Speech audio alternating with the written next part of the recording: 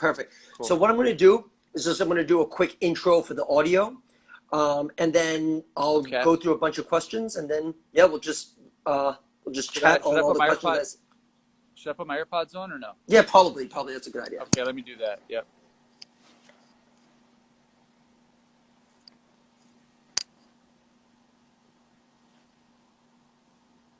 Can you hear me?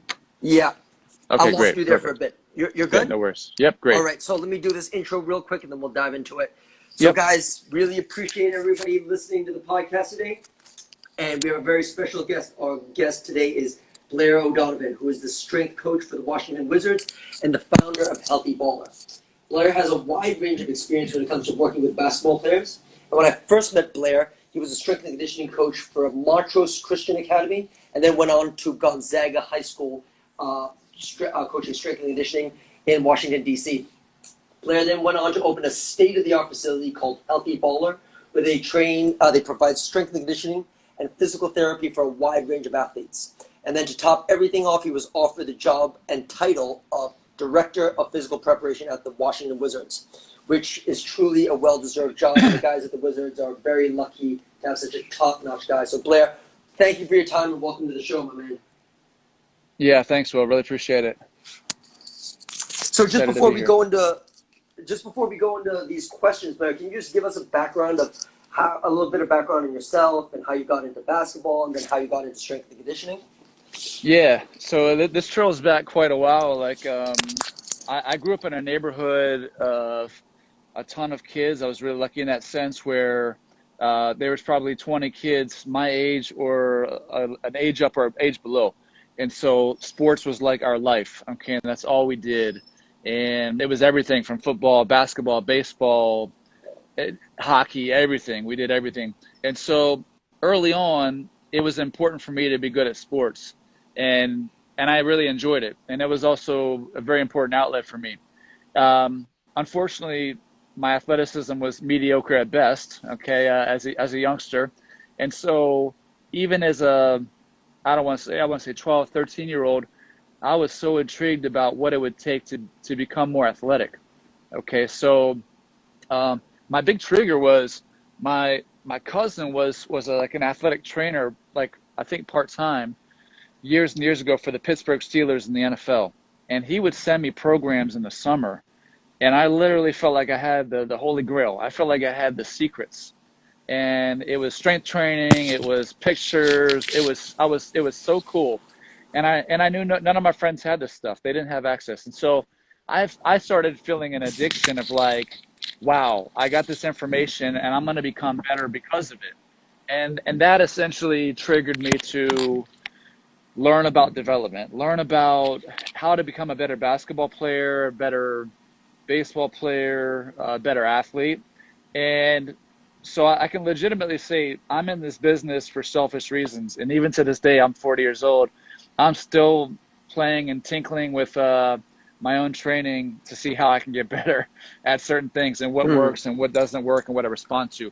So I was really exposed to the developmental interest early on. My mom got me a book, a strength training book. I was probably 13 years old. It was talking about 1RMs and all kinds of crazy stuff and energy systems, and it was way over my head. Had no idea what was going on, but I was still very excited to have it. So I've got into this very early, and just to progress along, so I ended up playing high school basketball, high school lacrosse, and again, very mediocre at best. But I had awards in both sports, like a hustle award at the end of the year, most improved award end of the year, and that to me meant a lot because it showed that I was working and figuring some stuff out. But I didn't really have anybody coaching me and trying to help me develop along the way. It was literally me reading books and figuring my own stuff out and going to the park, which I could walk to in 30 seconds. Okay, so coming into college, I wanted to do what I thought was athletic training. I literally didn't know the difference. I thought athletic training was sort of strength and conditioning because when you talk about it, it sounds like that in the words. And I get into the athletic training department, and the ladies, I think, saved my career when she said, hey, look, this is a job, I'm telling you right now, this is a job you're going to work way more hours than you're going to care to work. and you're going to make very little money. And I was like, okay, I appreciate your honesty. And by the way, this also doesn't seem like strength and conditioning. And she's like, no, there's nothing to do with that here. And I'm like, I'm out of here. See you later. So I was out of there. And so I ended up digging into exercise science, which actually just became a major around that time at my university, Towson University in Baltimore, Maryland. So that's a little bit of a mini background of how I got into the strength and conditioning side and the interest level. Yep. So at Healthy Baller, which is where you've founded, you're a co-founder there, what kind of clients do you generally deal with on a day-to-day basis? Well, at the moment, I have to say I'm not really able to do much there just because of the Wizards job. I'm not familiar with the full range of the rules, but I'm not totally not supposed to be working out high school athletes, especially kids that have a chance to potentially make the NBA, which we've had those types of kids in the gym before. But when I was, and trust me, I really missed it. It was, it's something I really enjoy. I think it's really one of my true passions is helping young kids. But, we're talking anywhere from the middle school, high school range. That's really the meat and potatoes of who we see. College kids are in a full effect in the summertime. That's one of our biggest programs. We have a program called College Prep, and it goes all the way from, basically May all the way until the end of August for us. And that's been a ton of fun, and kids will come back in January during their break. So, but really the meat and potatoes of who we work with is that middle school, high school athletes. So anywhere from 10 to 18, more or less. Right. And I remember when I met you early on, you were the strength coach of Gonzaga High School. So obviously you have a wide range of different experience. So I want to talk about youth development when it comes to long-term development approach. Genuinely, when you see someone who may be the age of 13 and above, and they're a basketball player, what are some of the things that you really feel like is important at that age to start developing on? Yeah, I mean, there's a handful, and we could probably talk about this the whole time, but Yeah. to keep things pretty brief, I mean, I think it's going to be tough to argue that we would say that strength is a big factor there. So, when you think about a 13-year-old kid who's coming into a gym paying money to work with a trainer, majority of those kids have had some long-term experience, even at 13, playing sports. In our case, in the DC metro area, a lot of these kids are playing competitive since 7, 8 years old, which is crazy to think about, but that's sort of the reality. And so playing, there's no lack of playing. There's no lack of training on the basketball court. I'm speaking specifically for basketball right now. And that certainly applies to soccer. We have a lot of soccer kids as well, but there's no lack of playing, right? But there is a lack of development. There's a lack of coordination and movement work. There's certainly a big lack of that. So I would say the number one pillar for us right now is focusing on getting the kids to learn how to move and build some body weight strength, and that you can't go wrong with. And that's honestly, it's so funny. I'm sure you've probably had a little bit of this as well in your career. I've had parents come back after 2 or 3 sessions and you say, "Oh, my kid is jumping out of the gym now. It's incredible, all the work you guys have been doing." And I'm thinking to myself, this was 2 or 3 sessions worth. There's not a whole lot of change going on outside of some neurological, probably some quick stuff. You just probably got some stuff turned on, but no real physical changing. But that's great. That's a big part of this process, and that's part of what I really enjoy for the young kid is seeing them feel different, because I remember specifically for myself how I felt after I was training. I was like, man, I feel so much better on the court. Like, wow, that particular technique or exercise was really, really good. And that's it's always a link back to confidence and self-esteem. And so, it's hard to go wrong with moving better. When you're moving better, you're generally playing better. You're covering more distance. You're getting to that spot to take the charge in basketball. You're defending someone a little better. When you're stronger, you're taking someone's shoulder in your chest, okay, at the hoop. You know what I mean? So all these things come back to confidence, and that to me is just such a fun part of working with young kids, and that's why I think there's a lot of reasons why strength is a big important part of this process, but that's one of the traits there. It's very important. So So is generally very general, for lack of a better word. It's a very Yes. general approach to develop athletic development at that Early age. on, early on, early Yeah. on, for sure. Yeah, absolutely. Okay. Cool. Because a lot of my one of my big passions is working with kids and developing them to be the best athletes that they can be. What are Yep. some of the things off the court that they really need to be thinking about? Let's say nutrition, recovery, sleep. What are some suggestions that you have for kids to really be able to take it to the next level off the court? Because I think that's something that's so overlooked on a regular basis. Yeah, it's overlooked, and I feel like it's talked about a ton. Yeah. It's one of those things that I think people sort of know what they're supposed to do because you can read stuff everywhere and anywhere. You can hear people talking about it. You can see posts. It's a matter of taking action.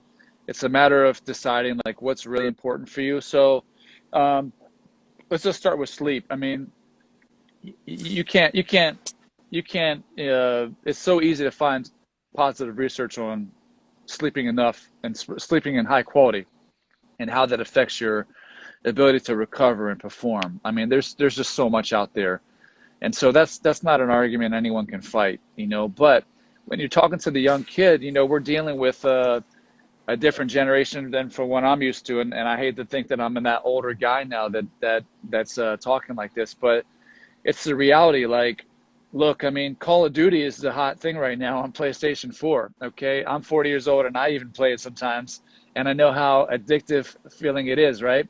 And so, um, but I also understand how critical it is for me to feel good and perform well in the weight room and feel good on the court when I play. And so I'm able to shut it down. So sleep is such a tough conversation for kids because they want to stay on the phones and the electronics. I know there's super heavy effects on that and the ability to get into your deeper sleep, you know, modes. And so to me, like, I think the kids know that. They hear this all the time. It's really a matter of them deciding, is this that important for you? Okay, because if you want to lose body fat, if you want to get stronger, you want to be better, sleep is paramount. Okay, like I've always told people, you know, because I've seen examples of it. You could have an Olympic level trainer, you know, or just even for me for that example, like an NBA level trainer. You can have a great facility. You can have all the food laid out, you know, high quality food, but if you don't sleep, you might as well throw it all out. And I think we can all sort of agree on that. Like that's such a critical factor. Now on the food side, you know, this is a tough one as well because if you're a young kid coming up right now in this generation and you're going online and you're seeing people's social media and you're seeing people showing their six pack and talking about what they're eating and selling nutrition plans, people that have no business telling people what to eat and what to do, you know, people that aren't certified nutritionists or don't even have a background in proper nutrition guidelines. Okay, like that's a tough market to deal with. That's very confusing.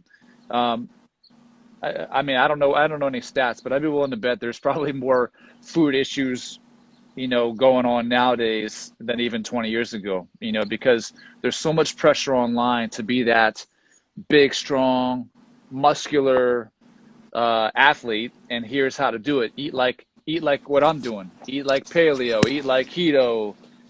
Eat carnivore. Like it's very confusing, you know. So for us at Healthy Baller and even the Wizards for that matter, I don't do a ton with the nutrition side on the Wizards because we have a lot of smart people in place to do that. But a Healthy Baller, I find it just so important to tell my kids to focus on eating whole food. Okay, Right. like just focus on whole food. If you do that 80% of the time, you're going to be so ahead of the process. Okay, now that's way easier said than done. Okay, why is it way easier said than done? Because it's not sexy and it's not fun and it's kind of boring. Because chicken is just chicken. Chicken is not, you know, chicken with 40 ingredients on it isn't chicken anymore. Okay, um, you know, a grapefruit is just a grapefruit. Potato is just a potato, and those things don't sell. Okay, and look at that. Like that's sort of our market now. Like in the supermarket, when you go in there, there's things there's foods with ingredients with 50 ingredients on it, and it has organic on the label. And from what I know, you're allowed to put an organic on the label if it has the first three ingredients out of however many as labeled organic, and everything else could be junk. you know? Right. And so it's such a misleading thing. So I think the safer bet is to go with whole food as best you can. It's not always practical. It's not 100% that easy when you're on the road and you're a kid traveling and you're with a team and you've got a limited budget and this and that. Things happen. But if your mindset's on eating mostly whole food, that's the way to go. For me, personally, I I I don't tend to do very well, like respond very well to too much dairy. Certain foods Mm. I've learned over time. It's taken me a long time to figure that out. And look, I'm not perfect. I still eat some of my junk food. I like ice cream. I love pizza, but I pay the price for it. Mm. I'm so tired of paying the price. When I say pay the price, I mean like my stomach hurts and I feel bloated and I just don't feel like myself. I don't feel clear.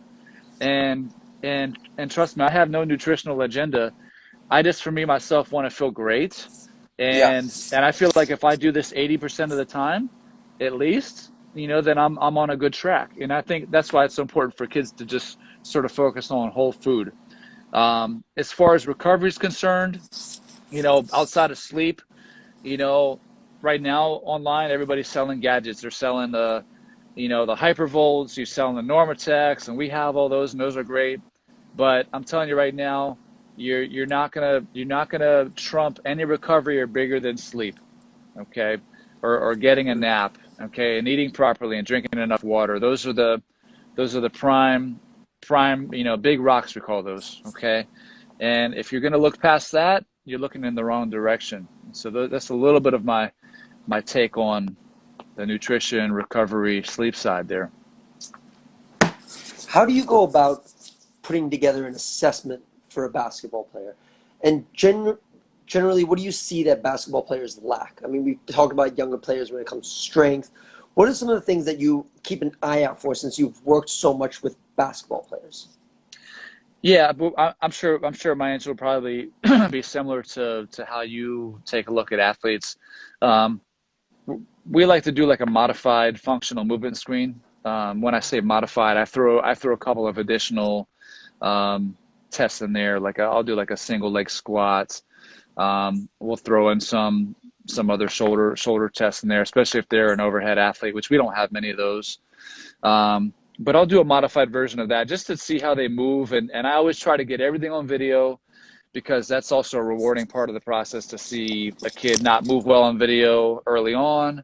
And then, several weeks later of training and working, uh, show them their progress. They can Yeah. feel it, but it's one thing to also see it and be like, wow, that's a big difference. So, we'll do some basic movement assessments. I put together, but we don't really like stick to it hardcore. We sort of stick to it in mindset and when we approach the training. But I put together a long time what's called a Can You series, meaning like can you skip, can you jump and land, can you march.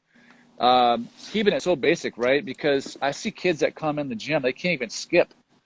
They don't even know how is that possible. You don't have to know how to skip, and that's the reality of that is our PE, our physical education in America is just so different than it was 20, 30 years ago, when I was in school.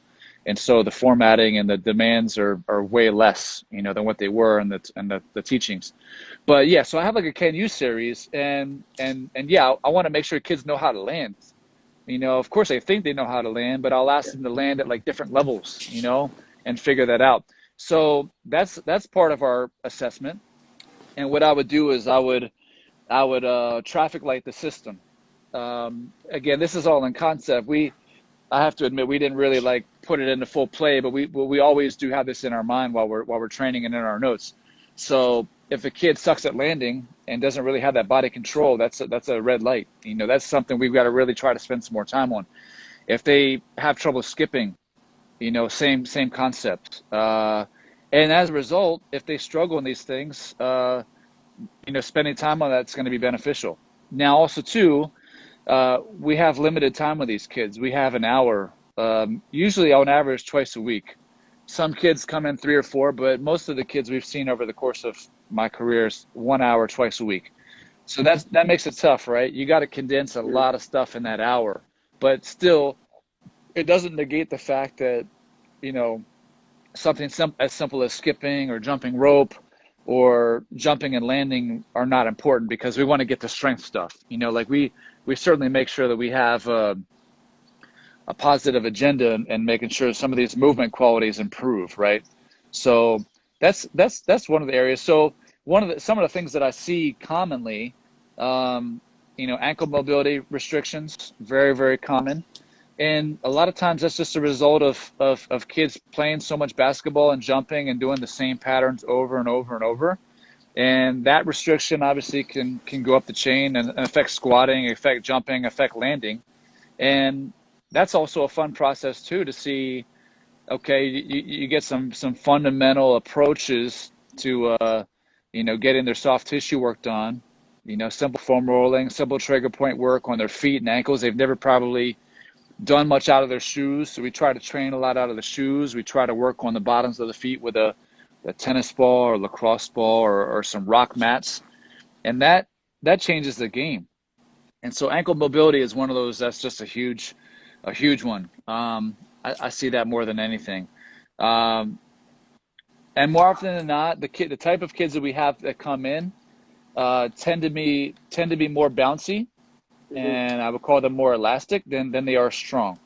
So we got a lot of kids that come and they can jump pretty well, don't have a lot of body control, don't have good deceleration patterns. A good example of that is like cutting and turning and their whole body swaying, and they don't have that good stiffness and body control to transition back. They're just sort of like, lanky a little bit, right? So that's where the strength aspect comes in, the stability aspect comes in. So I see that probably most commonly more than anything.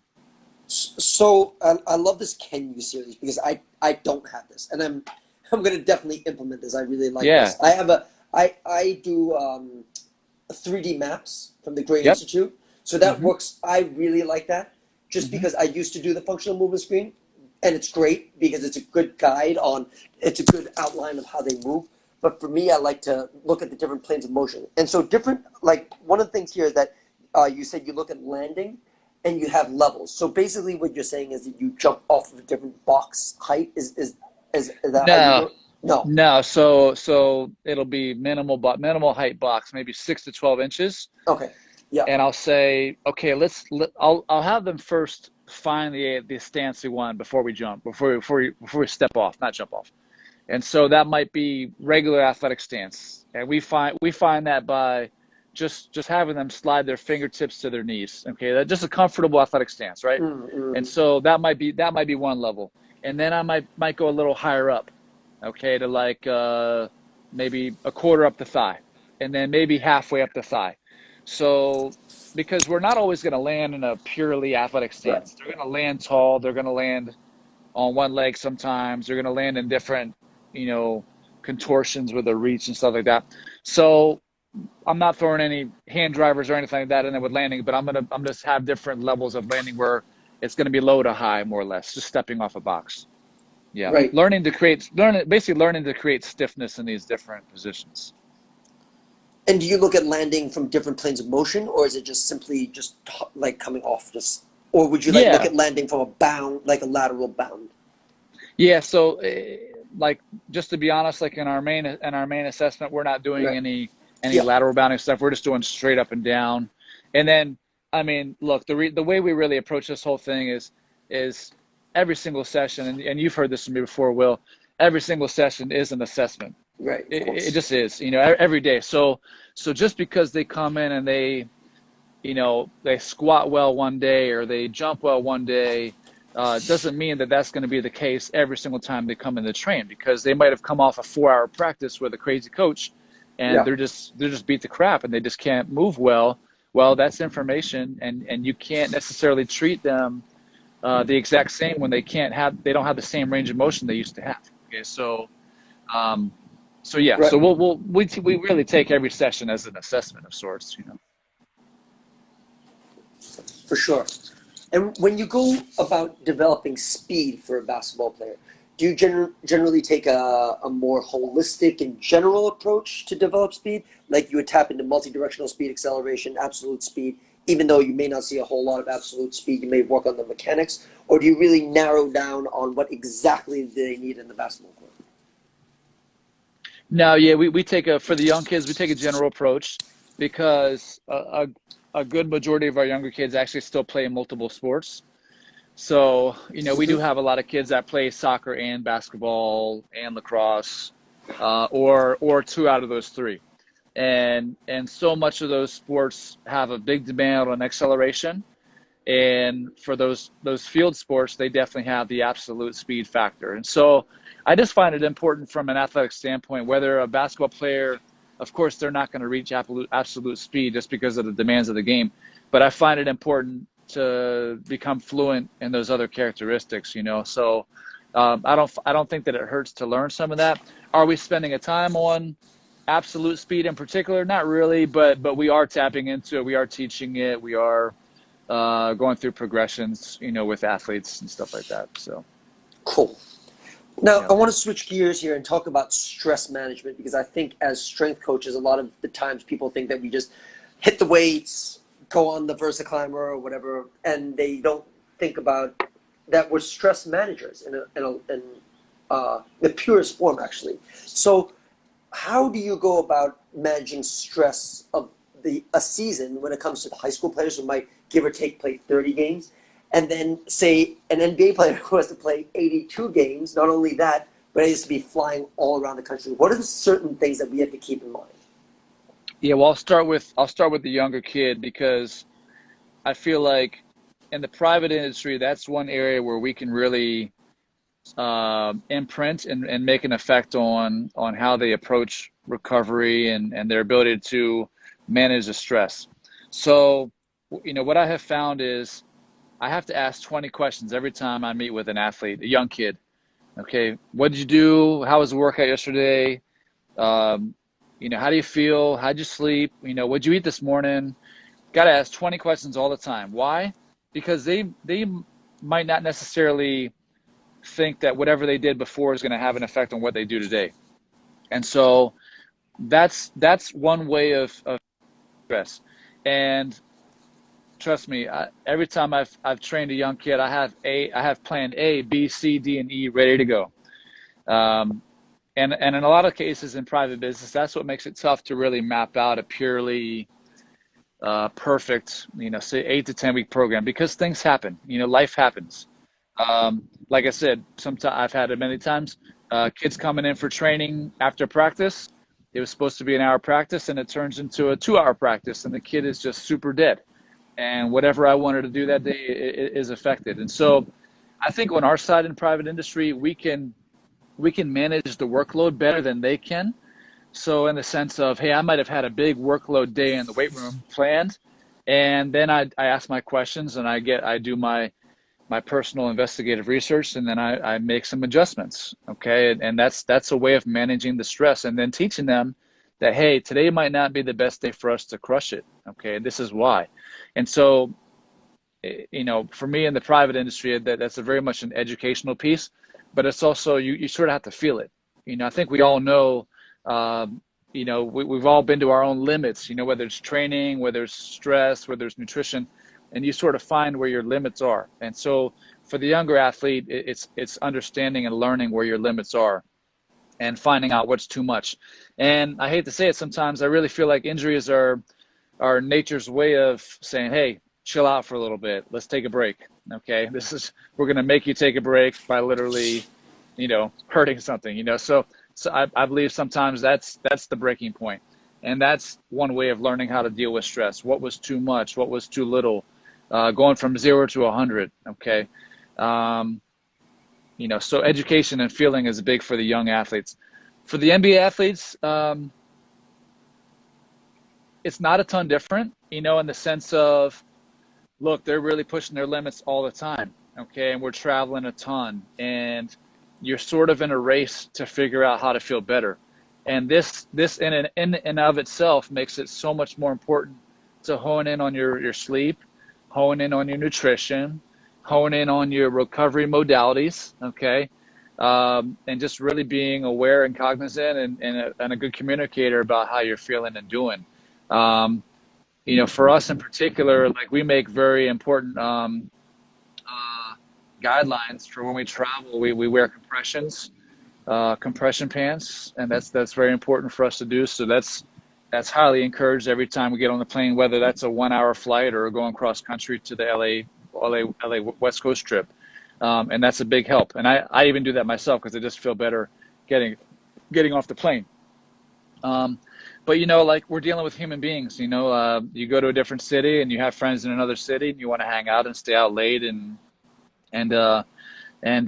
you're battling now sleep, and that becomes an issue. And so there's a lot of similarities, I think, that go on from both sides, the young and the NBA athlete, because the NBA athlete at some point is going to have to figure out, man, I didn't play well and I really didn't sleep over the last few days. Well, I wonder if there's a correlation. You sort of figure it out as you go along. You find out your balance, or even on the nutrition side, for example. I remember hearing Michael Jordan, from his mouth, telling us when I had a chance to visit with him at the Jordan All-American Classic game. At some point in time, he figured out how important his nutritional intake was.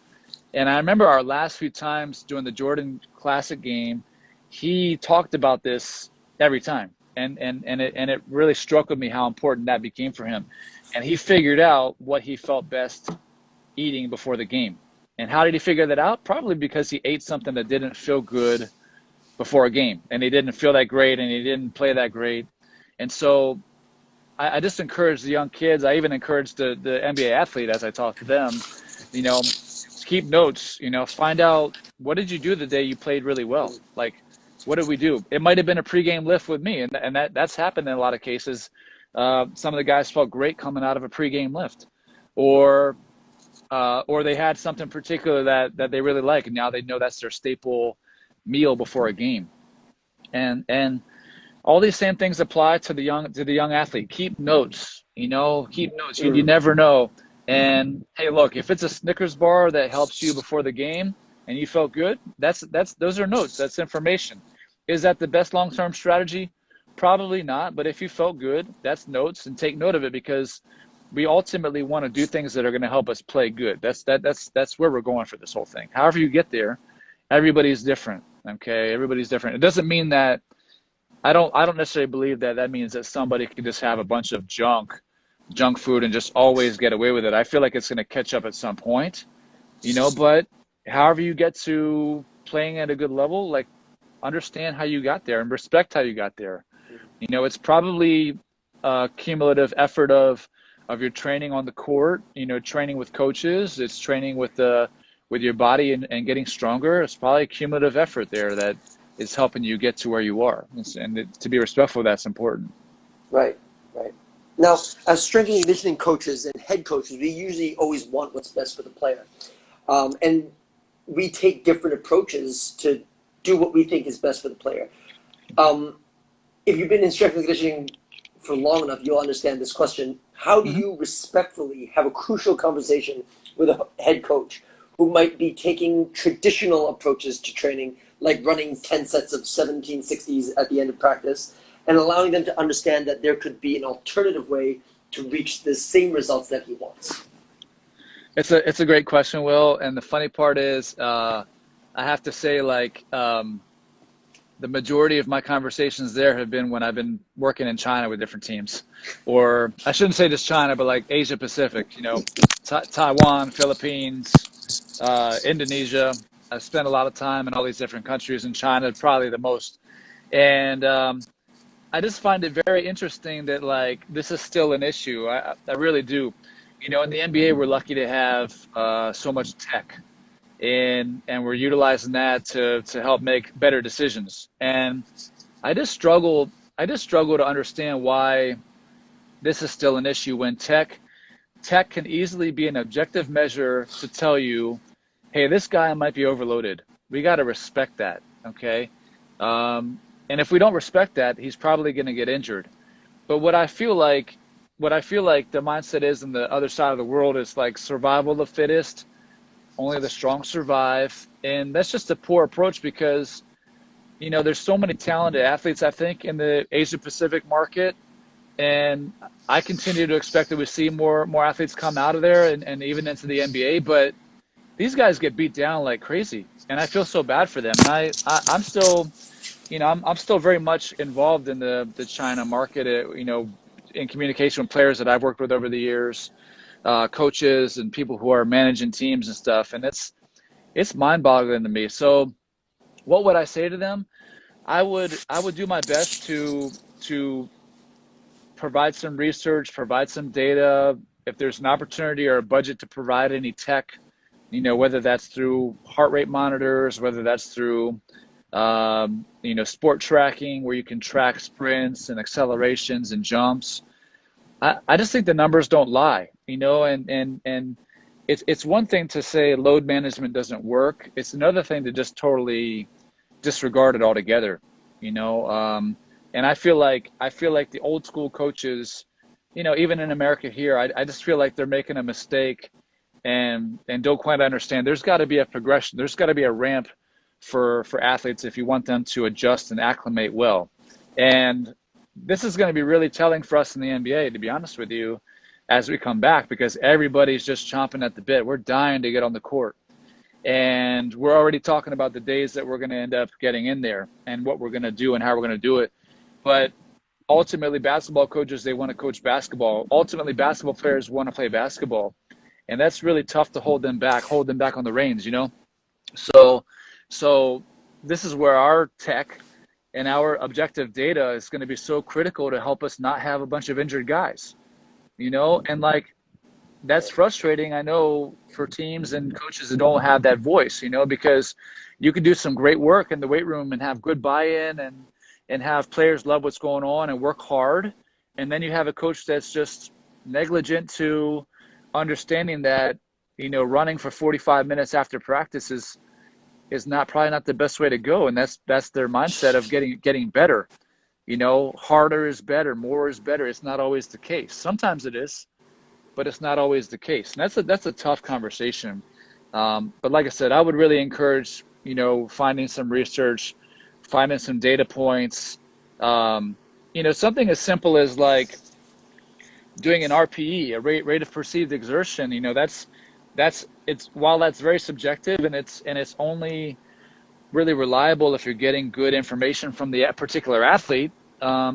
That might be one way to help mitigate that process. That might be one way to say, hey, look, this guy's been telling me he's at 8 or 9 for the last 7 days. He's just really feeling out. He doesn't feel right. And we need to bring him down. Can we take him off practice today? Or can we do half a practice? Have a compromise? These are conversations that need to happen. There's ways to do it. It's not easy. And I know in situations that can put someone's job at risk. But I do also feel that it's important that people stick with what they believe. They should really stick to their guns or what they believe and what's best for the athlete. You don't want to get into situations where you feel like, oh, I told you so. I knew that was coming. I saw that coming, or the player saw that coming. That's a bad feeling. That's an unfortunate experience for everybody involved. Right, definitely. Now, you talked about buy-in, which I'm going to get to. This is one of the last questions because I want to be respectful of your time. You work Sure. with a wide range of different athletes from high school all the way now to the NBA. First of all, what is the biggest difference between their programs on how you program? Is it all that different, or is there a lot of similarities actually in how you program for a high school player and how you program for someone in the NBA? Yeah, it's there's going to be a good bit of similarity in the sense of, look, we always want to create enough of a stimulus to make a change, whether that's working on hypertrophy, whether that's working on strength, whether that's working on power development. You have to have the appropriate stimulus to even get anything to change out, right? And so, yeah, the differences may be in the amount of work and the time I have available sometimes, the focuses. I'll be honest, I have more time to work with during the season, I should say. I have more time to work with the high school athletes when I was working at Healthy Baller than I do with my professional athletes, because here's kind of a sample morning for us during the season. So we have what's called check-ins, and so an NBA player would come in and check in the training room with our therapists, and they'll meet with somebody, and we just do a quick, once over to see how their body's feeling, what's going on, gather information so that we can make a better decision on if they're going to be training that day, training hard, training less, what they're able to do on the court. Okay, so then they get transitioned to me, and I probably have, sometimes depends on the time of the week, but and time of the year, sometimes I'll have anywhere from 15 to 30 minutes of time to train these guys. And so with that, sometimes I don't even know if I have that much. I have to really fast track and focus on the big rocks. What's going to make the needle move now? Okay, and what's going to be the best for this player today? So again, same thing with the private business. I have a plan of action in place for the day for that person.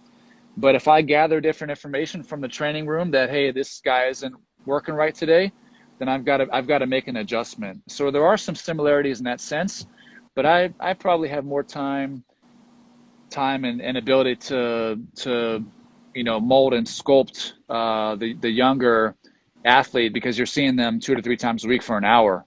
Now, it's not to say that I'm not molding and sculpting an NBA player, because that's certainly not the case. I mean, we've made some really good strides with our players.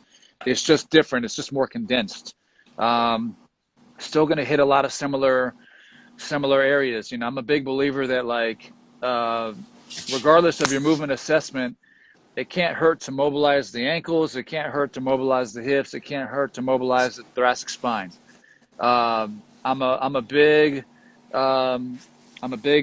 lover of the Gary Gray 3D training style as well, as you probably know. And so I feel it's so important to allow athletes to develop fluid movement patterns in areas they're not too familiar with. So I like to call that like getting fluent in different ranges of motion they're not familiar with, because I think that's where a lot of times athletes get hurt in ranges of motions they're not familiar with, they're not used to. Like, for example, like jumping and catching the ball way behind you, landing on one leg. That's a big difference from just landing on one leg. Just as a lunge is different. Is a regular lunge with no hand reaches is so different from a lunge with hands overhead. Okay, they're all so different. And so I have to attack my big rocks, and give them minimal effective dose. I've got to do as much as possible in as little time as possible, so these guys can ultimately play good and feel good on the court. In the private business, I have a little bit more time to slow cook that process and spend time and talk and like educate and again, like I said, not like I'm not doing that in the NBA. It's just on a different time frame. It's just tighter. Right. And the last question I want to ask is, you talked about buy-in, and that's probably the most important thing. No one cares about how much you know until they know how much you care. No one cares about your X's and O's or your programs and your squat methods and all that kind of stuff until they know that you actually want them to improve. How do you go about creating buy-in for the two different levels, if there's any similarity at all? Yeah, I would say that they're pretty different, actually, because there's similarities, but there's distinct differences off the top. Let's think about private business. An athlete is coming into my gym to pay me money for my services, so they already have a different level of motivation. They're spending their own money to get better. And so you're dealing with someone who will listen, who will want to follow instructions, who will trust immediately. And within that situation, it's up to me now to not lose that trust. Okay, and that trust can be lost very easily, as athletes are smart of all levels, all ages. They're smart. If they sense you're not doing what they're there to do and get results and feel better and trust your process, you're going to lose that business. You're going to lose that trust. So while the NBA, okay, I have the players, okay, they're there. They're getting paid a lot of money. They have to have the intrinsic motivation to want to get better, to make more money, to play well on the court. So for me, it's very important to build trust there and sell them just as I would in the private business. And how do I sell them? I always approach the player with, hey, tell me what's worked for you in the past. What do you like to do in the weight room? What do you not like to do? Okay. I'll give you an example. Isaiah Thomas, who was with us for a period of the year. I mean, He obviously was on top of the NBA at one stage, and he's working his way back to becoming better. He was a very particular guy in the weight room, and I made sure to learn that, and I made sure to gain his trust and be accepting of that. Versus if I was telling him, no, this is how we're going to do it. You're going to do it my way. You're not going to do it the way you want to do it. He would just be on the defensive right off the bat. He would never work with me again. That's how that works. And and is that much different from the younger kid? Well, the young kid doesn't really have a choice, and they don't really know the difference because they're not experienced, right? But it's all about trust, and it's all about relationships. And like I said, it's all about letting them know that you care for them and their development. And so for me at the NBA level, it's important to know that, hey, I'm here for you. I want to help you, and let me know how I can help you. I know that I can help you, and I have some ideas on that. Let's share that. Let's talk about it. And once you come with open arms and it's like, hey, let's talk together, you have a voice as well. That makes that process a lot easier. And like I said, versus the other side, if it says, hey, the culture is this, we're going to strength train 3 to 4 days a week during the season. You're going to do this. You don't have a choice. Hey, why didn't you show up on time? You're a minute late. It's very easy to lose the trust and lose the relationship. And that's critical. If you don't have that, I don't think you end up working in the NBA very long. And that's the reality. If you don't have a good ability to develop a relationship with kids, then you don't have a private business for very long. Okay, that's just the reality. So yeah, there's a little bit of similarity, a little bit of difference on both of those sides there. Awesome, awesome. Well, Blair, I really thank you so much for being on. But just before we go, can you tell our listeners and our viewers where they can find you? I'm sure they're going to have some questions, and be able to reach out to someone like yourself is a great opportunity. Yeah, so yeah, I used to travel to Asia quite a bit, but not as much anymore. I'm hoping to I'll get back to that at some stage in my life as well. But basically, you can find me on Instagram. I'm not a big social media guy, but I'm going to do my best to pick that up. But you can find me on Instagram, really mostly through Healthy Baller. So it's I mean, it's easy to find online, but it's at healthy_baller, and then you can find me at Blair O'Donovan on Instagram. I promise I'll try to get better. I'm not great with it. I just I struggle with it at the moment, but doing better. And then Facebook, I'm on Facebook as well. You can find me there. And then I'll just put it out there for any of the viewers. If you guys are ever in the Washington, D.C. area, Maryland area, and want to visit Healthy Baller and take a look and see what we do, always welcome. There's an open door there. If you're ever at an NBA game and you're in DC and you want to try to see a game, just you can reach out to me and I'll do my best to accommodate. It's not always perfect and it's not always that easy, but I'll do my best. I promise that. So don't be afraid to reach out. I'm definitely easy to talk to and happy to help. And there's been a lot of people that have opened the doors for me over the years, and I want to make sure that I do my best. While it's not perfect, I do my best to help as many other people as I can. So feel free to communicate at any point in time. Well, I'm definitely going to come down and visit you in DC. I can't wait to see the facility. I can't wait to see what you guys have got going on. And yeah, man, it's just been awesome. I can't believe we've been able to catch up after so long. So thank you so much for being on, Blair. I appreciate you. Yep. Thanks, Will. Appreciate it. Thanks, guys. Cool. Thanks. Yep. All right. We'll see you soon, Blair. Yep. Bye-bye. Yep. Thanks. Bye-bye.